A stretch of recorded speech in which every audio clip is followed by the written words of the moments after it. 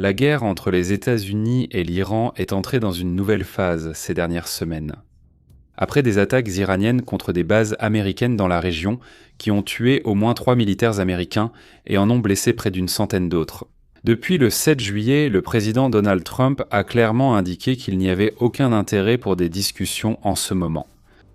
Trump doit envoyer un message ferme au régime de Téhéran et rétablir la crédibilité américaine auprès des alliés et de sa propre population, pour éviter tout signe d'hésitation qui pourrait affaiblir le contrôle de la situation. Au cours des dernières heures, des observateurs militaires ont signalé un mouvement significatif d'avions américains en direction du Moyen-Orient. Des dizaines de chasseurs et d'avions ravitailleurs sont envoyés dans la région, une partie considérable de ce redéploiement étant dirigée vers des bases en Israël. Ce flux comprend des chasseurs F-16 transférés d'Europe et des F-35 provenant d'autres théâtres d'opération, ainsi que des renforts d'avions et de ravitaillement en vol. Ce mouvement n'est pas habituel et intervient juste après les récentes attaques iraniennes qui ont causé des pertes directes aux Américains. Ce repositionnement des forces aériennes représente un signe clair de préparation opérationnelle. Il augmente la capacité de projection de puissance des États-Unis dans la région, permettant des missions de plus grande portée, une plus grande flexibilité tactique et une réponse rapide face aux menaces. Avec des avions ravitailleurs et des capacités de ravitaillement supplémentaires, les avions peuvent opérer pendant de longues périodes sans avoir besoin d'atterrissage intermédiaire. Ce qui est essentiel pour les opérations est la précision sur le territoire iranien ou contre des cibles mobiles. Le moment actuel renvoie directement à ce qui s'est passé auparavant, le 28 février. À cette époque, les forces américaines et israéliennes ont lancé une série coordonnée de frappes aériennes qui ont éliminé le guide suprême de l'Iran à l'époque, Ali Khamenei, ainsi que plusieurs commandants de haut rang du corps des gardiens de la révolution islamique, de l'état-major général et du ministère de la Défense.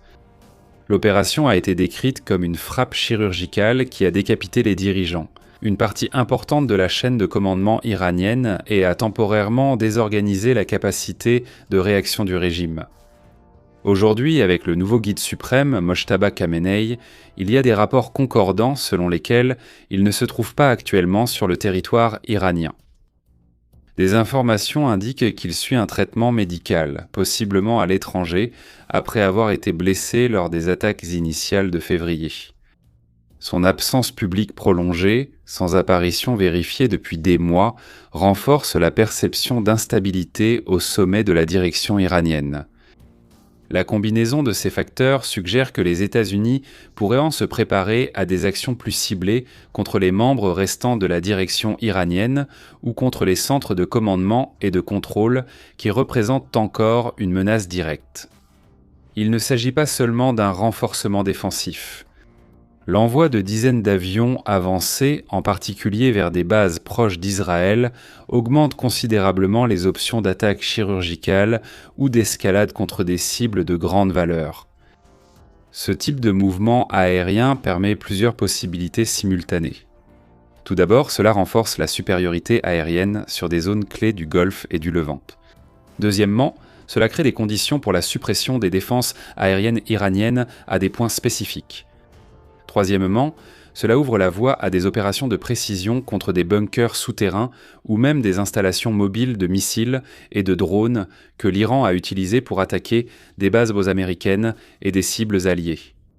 Si vous souhaitez continuer à regarder cette vidéo en intégralité et avoir accès à des contenus exclusifs qui ne sont pas disponibles au public, devenez membre exclusif de la chaîne. Il suffit de cliquer ici sur ce bouton. Le président Trump, en déclarant que chaque fois que l'Iran attaquera et tuera un soldat américain, il paiera pour cette mort à de nombreuses reprises. Il a transmis ce message clair de représailles, de manière proportionnelle et comme une dissuasion. Cette position de Trump a été transmise directement aux principaux commandants militaires, y compris le secrétaire à la guerre et le président de l'état-major interarmé.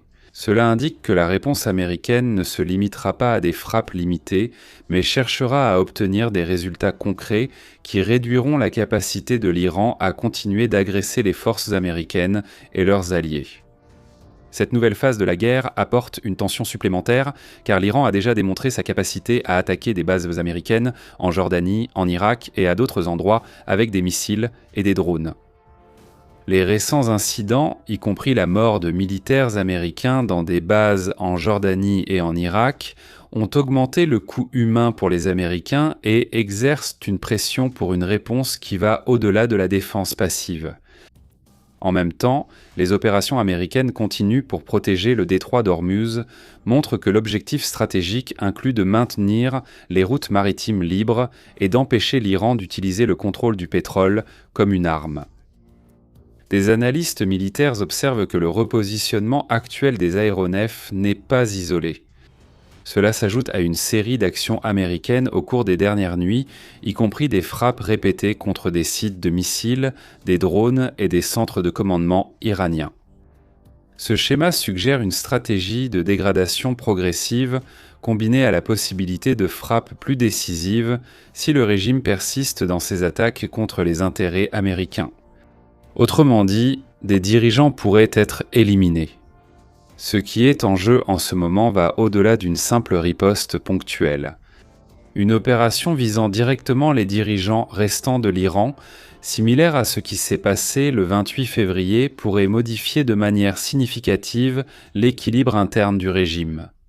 En même temps, toute escalade majeure comporte des risques de riposte asymétrique par le biais de groupes supplétifs, ou même d'attaques sur plusieurs fronts, ce qui exigerait des États-Unis et aussi de leur principal allié, Israël, une coordination encore plus précise, éliminant ainsi toute réaction du régime iranien.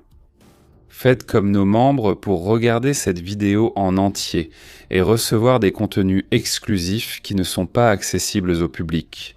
Vous trouverez cette option ici, sur ce bouton « Devenir membre ». Maintenant, je veux connaître votre avis. Pensez-vous qu'Israël va entrer dans le conflit à ce stade ? Abonnez-vous ici à la chaîne et activez les notifications pour ne pas manquer les prochaines vidéos.